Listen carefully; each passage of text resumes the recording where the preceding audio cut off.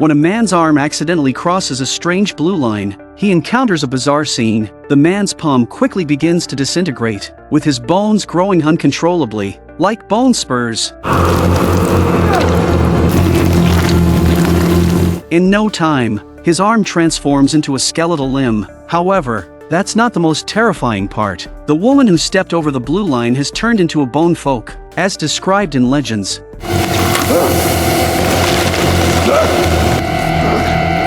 This is the latest thriller web series of 2024, Teacup. The story begins with a strange escape. In the forests of Georgia, a gray-haired woman is desperately rubbing a zip tie against a rock. Just as she exerts force, an eerie low-frequency sound wave suddenly fills the air. The woman, as if under control, loses her ability to move upon hearing the sound.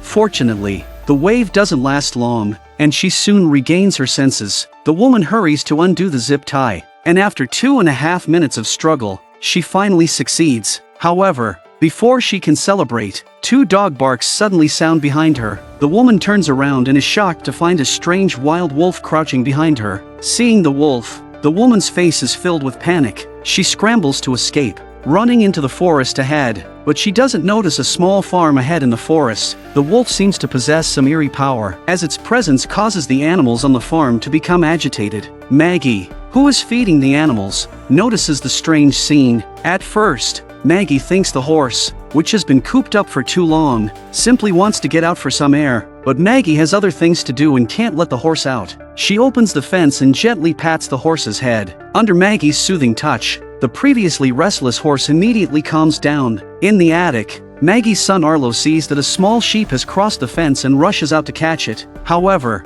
Arlo doesn't notice the strange woman in the forest, who is watching him intently. Night falls quickly, and after a long day, Maggie heads to the attic to call Arlo down for dinner. When she enters the room, Maggie is shocked to find that her son is missing. At first, Maggie thinks Arlo must be playing in the backyard, but after searching the entire farm, she can't find him. Maggie assumes that Arlo must have run into the forest, so she decides to go look for him there. However, just as she reaches the door, a trailer pulls into the farm. It turns out that Reuben from the neighboring farm has come to ask Maggie for help. One of Reuben's horses suddenly became inexplicably agitated. While struggling, the horse accidentally collided with a wooden post, and the post pierced its thigh, an extremely serious injury. As a veterinarian, Maggie is the only one who can help, so Reuben brought the horse over late at night. Looking at the injured horse, Maggie tells her husband James and daughter Meryl to search the forest for Arlo, while she heads to the stables to treat the horse. Meanwhile, in the forest, Arlo, who is searching for the sheep, hears someone calling his name. Thinking it's his parents, Arlo turns around only to find a blood-soaked woman standing before him. The terrifying woman frightens Arlo. He tries to run, but she grabs him by the arm. When Arlo opens his eyes again, he finds the woman staring at him intensely. The woman's pupils glow with a strange, multicolored light, and the light even seems to transfer. The light flashes across Arlo's eye, and almost immediately, he loses consciousness. Upon hearing that Maggie's son is lost in the forest, Reuben's wife Valeria and son also join James in the search. In a corner of the forest, they find the lost sheep and the neighbor's border collie, but just as they're about to continue deeper into the forest, a loud growl echoes through the trees. James turns around and sees a shadow darting into the distant grass. Though the shadow is quick, James immediately recognizes it as a wild wolf. Since they hadn't brought weapons, James feels unsafe and decides that everyone should leave the forest and head back to the farm. James heads to the barn to search for tools. Just as his neighbor Donald and his wife arrive at the farm, Donald had noticed that his border collie was missing and had come to look for it. As soon as they step out of the car, Donald's wife Claire spots the missing dog. James tells them that the dog had been found in the forest and mentions the wolf that had appeared there. He suspects the dog might have run into the forest after smelling the wolf and asks Donald to help search for his son. Hearing that there's a wolf in the forest and that James's son is missing, Donald takes out a shotgun from the back of his car. However, just as they're about to head back into the forest, Arlo suddenly appears. Emerging alone from the woods, Arlo is dazed, his arms covered in scratches. Was strange Murdermaker.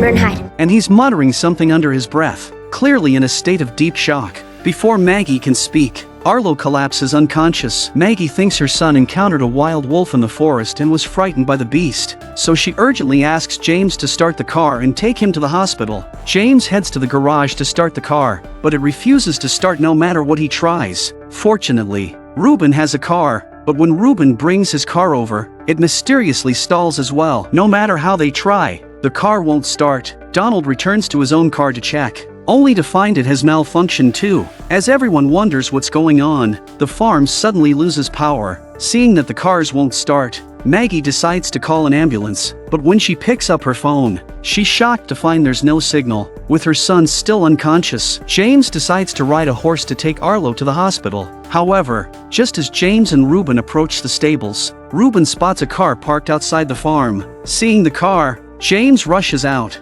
hoping to find help, but as he reaches the door, he sees a man wearing a mask, holding a spray gun, drawing a line along the fence. James looks at the masked man with confusion. As he stands there puzzled, the masked man raises a sign that reads, "Do not cross this line." Seeing the sign, James is completely confused. He tries to explain the situation and asks the man to help take Arlo to the hospital. However, before James can finish speaking, the man wipes the message off the board and draws a circle with 2 X's in it. The man's message is clear: no one is allowed to leave. But Arlo is still unconscious, and James doesn't have time to care about the man's warning. Desperate, James tries to leave by force, but the man doesn't hesitate. He immediately shoots into the sky. James is forced to retreat. Just as the standoff is happening, a loud scream suddenly comes from the forest. James looks back to see their neighbor Donald being chased by a wild wolf. It turns out that while they were driving, Donald had ventured into the forest alone, planning to hunt the wolf, but instead,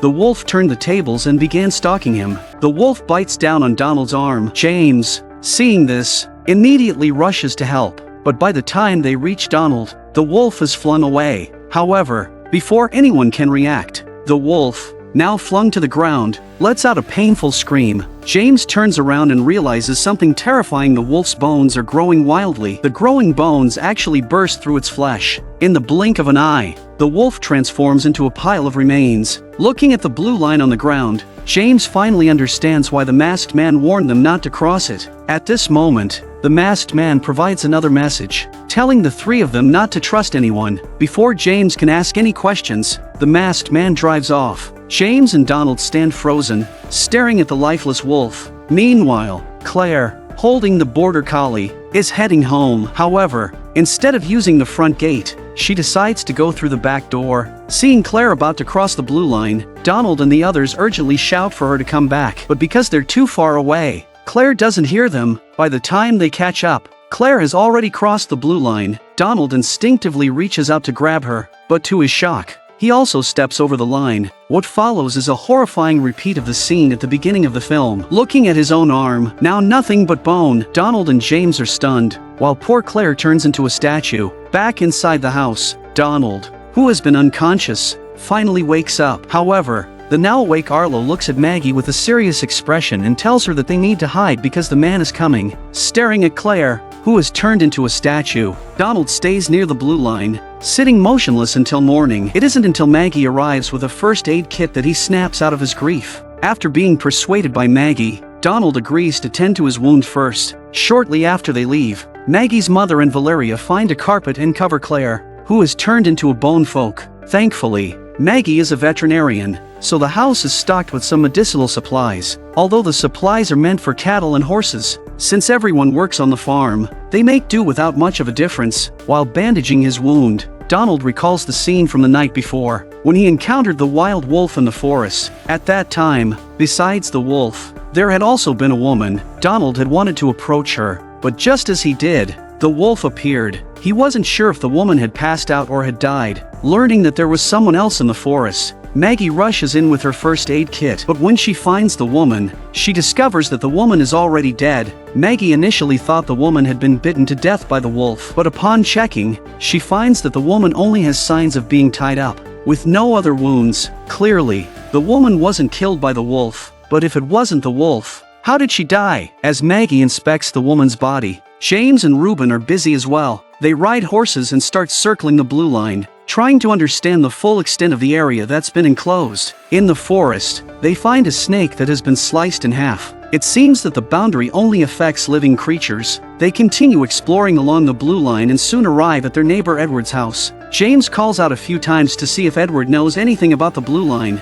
but when they enter the house, they're met with a horrifying sight: a stranger, murdered and lying on the lawn, with a mask beside him. James looks back and sees their neighbor Edward lying outside the small cabin. From the way the two of them are positioned, it seems that the masked man from the night before might be involved. It appears the man came to warn the Edwards, but was mistaken for an intruder, leading to a conflict that ended in tragedy. James picks up a gun from the ground and heads into the house. Inside, he finds signs of a struggle. Edward's son has been shot dead in the living room, making it clear that there's likely more than one masked man. Given that crossing the blue line causes mutations, James suspects that another masked person might still be hiding inside. Just then, they hear a strange sound coming from the basement. James cautiously walks toward it. Meanwhile, Reuben, unaware of what happened to James, sees something eerie outside the barn. 3 dogs sitting perfectly still at the barn's entrance. Curious, Reuben pushes open the wooden door and is shocked by what he finds inside the barn.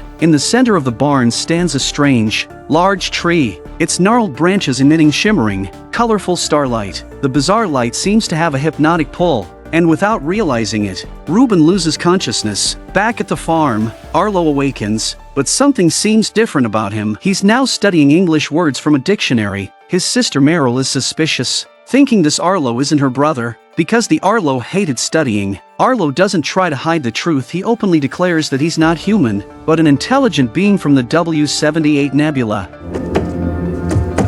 Assassin? Assassin, kill, murder. Assassin, kill.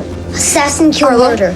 Assassin, kill. Halfway through his explanation, Arlo suddenly becomes agitated. Meryl tries to calm him, but Arlo pushes her away. As Meryl falls, she accidentally knocks over a cup of water, spilling it onto a painting. Looking at the water-stained picture, Arlo seems to have a sudden realization. He grabs a glass bottle from the shelf and urgently tells Meryl to go to the forest with him. He has a plan to deal with the guy. Seeing Arlo's anxious expression, Meryl and Nicholas rush to follow him. As the 3 of them enter the forest, a car suddenly drives up to the farm. A man in full military gear steps out. Upon seeing someone passing by, Ellen and Valeria, who are waiting by the door, get excited. They urgently shout to warn the man about the strange events at the farm, hoping he can help by calling the police. But before they can get to him, they see the man walking toward the farm, carrying a bag. When the man crosses the blue line, Valeria breaks down in panic. The man, however, seems unconcerned, reassuring them that they don't need to worry, he's here to handle the situation.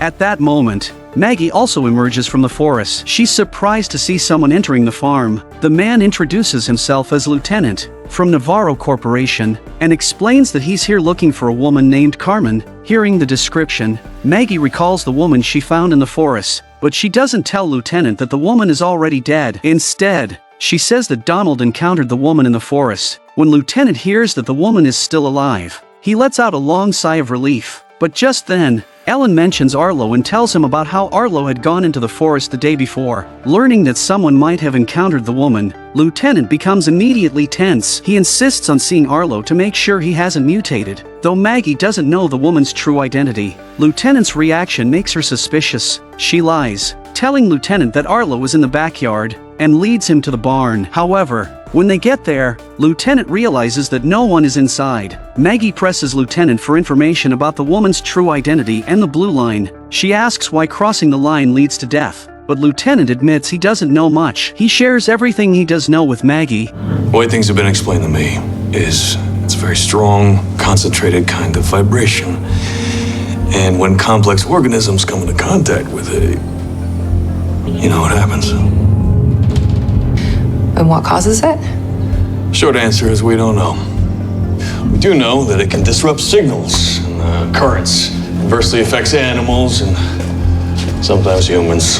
Although the lieutenant's explanation sounded reasonable, Maggie could clearly sense that he was hiding something. The lieutenant grew impatient and told Maggie that time was running out. He had to ensure his son was normal, otherwise, everyone would die. When Maggie refused to cooperate, the lieutenant attempted to use force. However, he was no match for Maggie and was knocked unconscious by a single blow from her gun. When the lieutenant regained consciousness, he found himself tied up. he continued to plead with Maggie, insisting that he meant no harm and repeatedly warning that they were running out of time. Seeing how tense the lieutenant was, Maggie started to feel uncertain. She instructed Valeria to keep an eye on him while she went to find James and Arlo, planning to continue the interrogation once everyone was together. But just as Maggie left, an accident occurred in the warehouse. Ellen ran in to tell Valeria that all 3 children were missing. Upon hearing this, Valeria grew anxious, worried that the children might have already crossed the blue line. Valeria grabbed the handgun from the table, instructed Ellen to watch the lieutenant,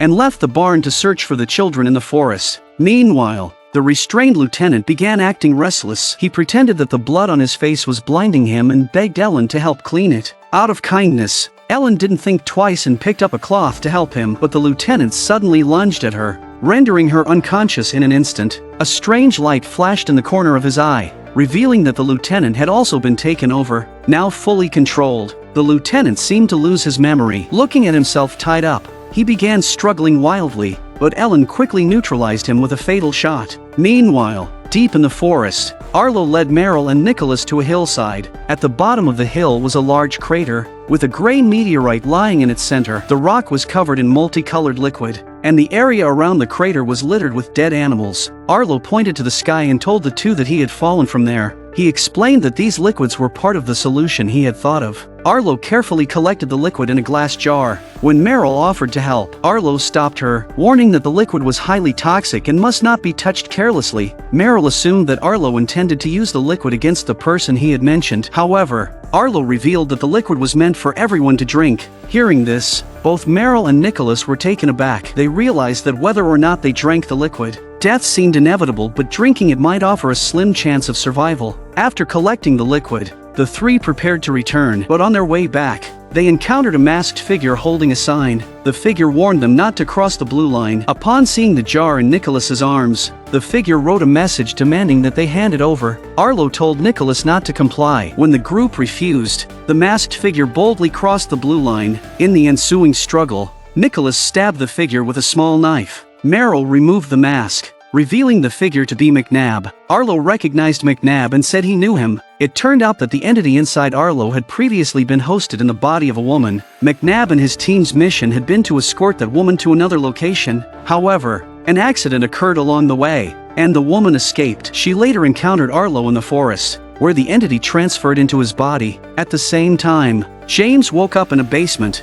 dragged there by an injured boy. The boy, thinking James was sent by the aliens, pointed a gun at him. In an effort to calm the boy, James recounted what had happened the night before. Upon hearing about a masked figure drawing a blue line outside the farm, the agitated boy began to settle down. The boy introduced himself as Travis, a bartender from the nearby town. Travis revealed that a strange man named McNab had arrived in town weeks earlier. McNab frequently drank at the bar and often talked about an impending alien invasion. At first, everyone dismissed McNab's stories as drunken ramblings, but when McNab revealed scars on his arm from an encounter with aliens, his claims began to seem plausible. McNab explained that his wife had been killed by aliens and that another group of aliens had come to capture her. The aliens had created a glowing tree in their home, which burned anyone who ventured too far from it. Though McNab's story was vivid, most patrons laughed it off. However, Travis believed him. He sought out McNab to learn more, and the 2 became close. McNab confided that his wife had been taken over by an alien, a non-corporeal,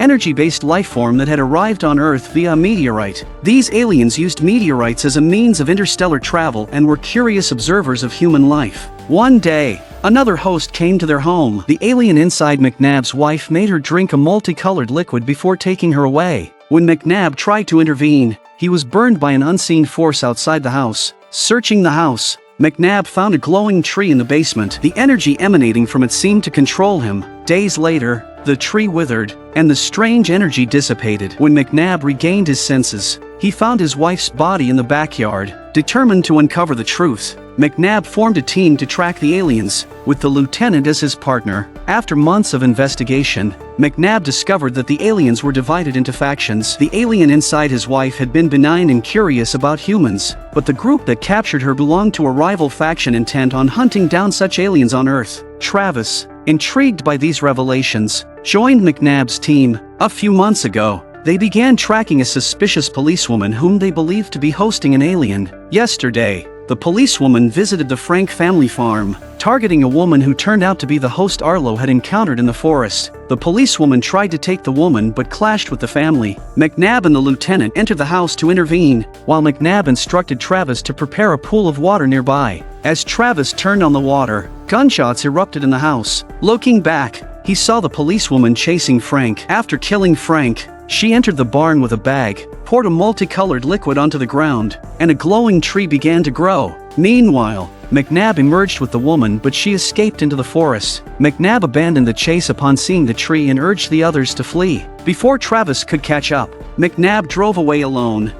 McNab! Leave me! She's setting the trap! Wait, please! Heeding McNab's warning, Travis also prepared to retreat, but the policewoman suddenly appeared. Opening her mouth, the policewoman transferred the alien from her body into Travis. Freed from the alien's possession, the policewoman regained her senses. However, as she tried to shoot Travis, the possessed Travis was unaffected by the bullets. He brutally beat her to death with a wooden stick. Meanwhile, the lieutenant, searching the house, came outside. Seeing McNab flee, he intended to give chase but noticed Travis nearby. Taking off his mask, the lieutenant approached Travis, only to be overtaken by the alien now inside him. When Travis regained consciousness, he experienced the alien's terrifying power firsthand. It turned out the masks were designed to block the alien's influence. Taking advantage of the lieutenant still being in the transfer phase, Travis stumbled into the house. Soon after, James and the others arrived at the farm. Hearing Travis's account, James finally pieced together the events. Noticing how badly Travis was injured, James suggested taking him inside to dress his wounds, but Travis, believing he wouldn't survive, took his own life before James could respond. Looking at Travis's lifeless body, James was momentarily stunned. Just then, he heard Reuben calling for help outside. Rushing out, James found Reuben trapped inside the barn. He hurriedly opened the barn doors and saw the strange tree. Almost immediately, James lost consciousness. Fortunately, Reuben's shouting prevented him from succumbing entirely to the tree's influence. Once James regained his senses, Reuben explained the tree's dangerous nature and warned him not to look directly at it. Recalling Travis's warnings about traps, James realized the barn tree was one such alien ploy. He found an axe and split open a gap, successfully saving Reuben. As they just entered the forest, they happened to encounter 3 children on their way out. Nicholas and Merrill were helping McNab make his way home. Meanwhile, Maggie and Valeria, who had been searching for the children, also returned home. Ellen concocted a story, claiming that the lieutenant had broken free from his restraints and that she had accidentally killed him during a struggle. Noticing her mother was injured, Maggie quickly fetched bandages to treat the wound, but Maggie failed to notice Ellen, now alien-possessed, creeping closer while her head was lowered. When Maggie learned James and the others had returned, she left the room in haste. Reuben, hearing from his son about the multicolored liquid, seemed to understand its significance. He insisted they go into the forest to retrieve it. Back at the farm, Maggie treated McNab's injuries. Fortunately, Nicholas hadn't caused any major damage. Using anesthetics meant for livestock, Maggie managed to stop the bleeding. In the forest, Reuben and his son reached the spot where they had previously encountered McNab. Luckily, there was still some liquid left in the jar. Just as Reuben moved to collect it, a wolf suddenly leaped out. Instead of attacking, the wolf drank the liquid in the jar. Nicholas quickly aimed his rifle, but the wolf, seemingly intelligent, turned and crossed the blue line unscathed by its mysterious force. Nicholas recalled Arlo's words: drinking the liquid could indeed grant immunity to the blue line's effects. Nearby,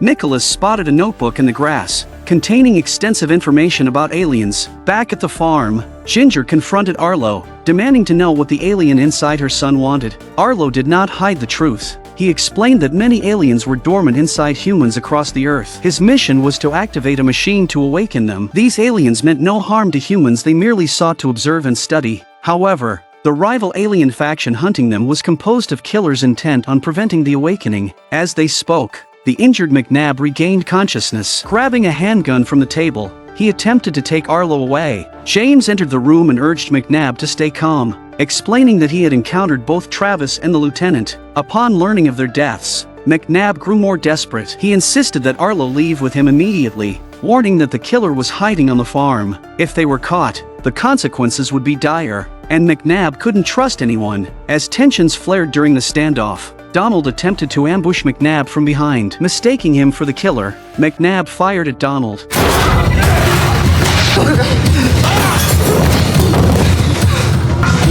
By the time James realized what had happened, McNab had already fled the scene. Maggie rushed to check on Donald. Thankfully, his bulletproof vest had absorbed the impact. From Maggie, James learned that after they had left earlier, only Ellen and the lieutenant had been in the barn. Maggie suspected that the alien from the lieutenant's body might have transferred to her mother. James instructed Maggie to stay with the children while he and Donald searched the farm for Ellen. In the hayloft, they found the missing Ellen, who admitted to sensing the alien enter her body. However, she claimed it had suddenly left. Ellen didn't know where the alien had gone. When she awoke, she found herself in the hayloft, where Donald later discovered her. Hearing Ellen's account, Maggie glanced warily at everyone around her. It was clear the alien was hiding among them, but how could they unmask it? At that moment, Nicholas remembered McNab's notebook. However, the solution written there was dangerous. Anyone suspected of hosting the alien would need to enter water and drown to the point of near death to force the alien to leave. James and Jed found the method too risky. What if the alien didn't emerge and they ended up killing the host instead? After much deliberation,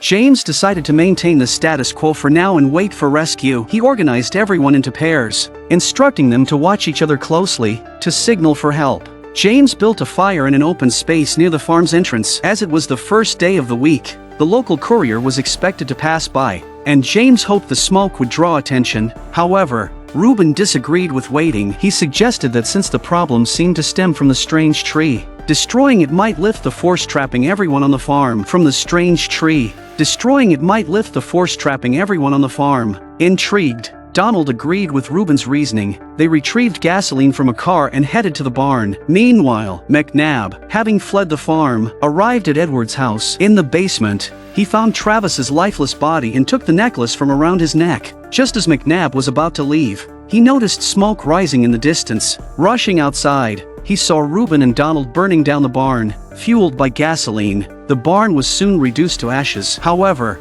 the tree inside remained completely unscathed. Curious, Donald began to approach the tree, but McNab called out to stop him. Hearing McNab's warning, Donald realized he had acted recklessly. McNab took out a necklace, claiming he had a way to help everyone escape, but it was risky. It turned out that Travis's pendant contained a colorful liquid capable of protecting one person. McNab had secretly collected this liquid during his last encounter with aliens and crafted it into a necklace for protection. With this, the three of them could boldly venture into the farm. He explained that drinking the colorful liquid would grant the user protection but also came with a chance of fatal poisoning. To leave the farm, they needed to obtain some branches from a specific tree. These branches were made of the same colorful liquid and would revert to their original state once separated from the tree. Hearing McNab's explanation, both Reuben and Donald hesitated. What if McNab was lying? In the end, Reuben couldn't resist. He took the pendant and drank the liquid in one gulp. Seeing no immediate adverse effects,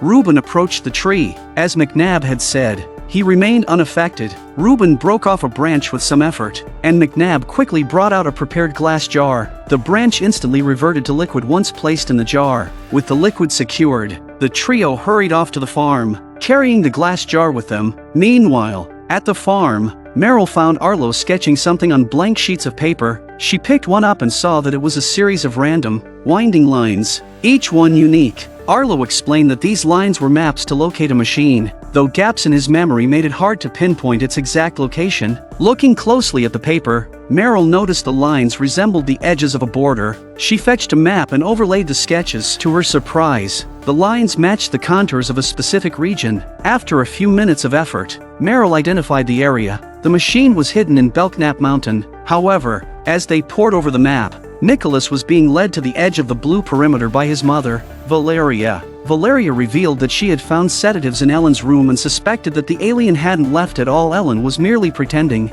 Hearing this, Nicholas found the theory plausible. Just as he was about to inform his father, Valeria's mouth fell open in shock. It turned out that Valeria was the first to find Ellen the night before, but she didn't know how the alien transferred its host. She was ambushed by it instead. The moment the alien left her body, Valeria regained her senses. Before she could share this revelation, Nicholas shoved her beyond the blue perimeter. Valeria, unfortunately, turned into a bone walker. Back in the room, Arlo, realizing what was happening, rushed to secure the map. If the assassin discovered the machine's location, they might destroy it. Now that they knew where the machine was, the next step was to figure out how to escape. Arlo devised a plan to trap the assassin. He placed a teacup over a marble, explaining that if they could locate the possessed person and trap them, the host would be unharmed, and the assassin couldn't escape. Meryl agreed it was a good plan. Just then, a sound came from outside. Meryl saw Nicholas waving at her from below. Thinking it was urgent, she hurried downstairs.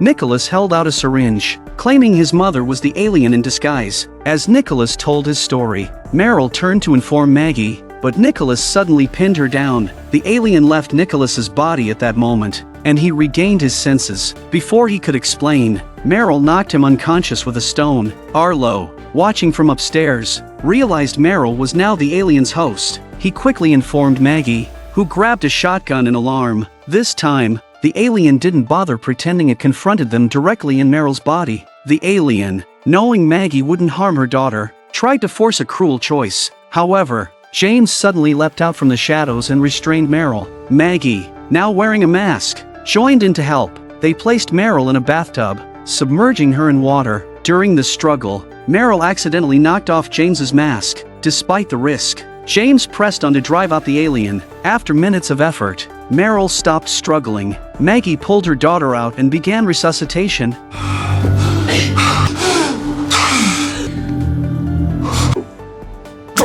When Meryl regained consciousness, Maggie was relieved until she noticed something wrong with James. The alien had transferred into him during the struggle. Realizing the danger, Maggie grabbed Meryl and ran outside, where they encountered the returning trio of Donald, Reuben, and McNab. After learning that James was now possessed, they tried to subdue him together, but James, immune to pain, easily overpowered them. At the barn, James cornered Arlo and Maggie, severely injured. James's body couldn't last long, so the alien prepared to switch hosts, but this was Maggie's trap. As the alien began to transfer, Maggie shoved James into a freezer. Reuben, hiding nearby, joined in to secure the lid with the others' help. They weighed it down with heavy objects, trapping the alien inside. McNab distributed the collected liquid to everyone. He was the first to step beyond the blue perimeter after drinking it. Arlo set out to find the machine, believing that awakening their kind would thwart the assassin's mission and end their time on Earth. To protect her son, Maggie decided to join him, but as the group left the farm, two figures appeared on the road ahead. A woman introduced herself as Carol, claiming to be McNab's ally. Before McNab could respond, a car sped toward them, hitting Carol and sending her flying. As McNab reeled from the shock, a masked stranger urged them to stay calm. It turned out Carol and her companion had already been possessed by other assassins. They were aliens of Arlo's kind. The woman proposed an alliance, promising protection. After recent events, Maggie no longer trusted anyone but reluctantly agreed. However, the woman insisted on revealing the truth. Clearly, the alien saga was far from over. But with that, Season 1 of the 2024 drama Teacup ended. Overall, the latter half of the show felt underwhelming compared to its gripping start. Fans of the series can save the video for future updates. If a sequel is announced, we'll bring you the news immediately. That's all for today. See you next time.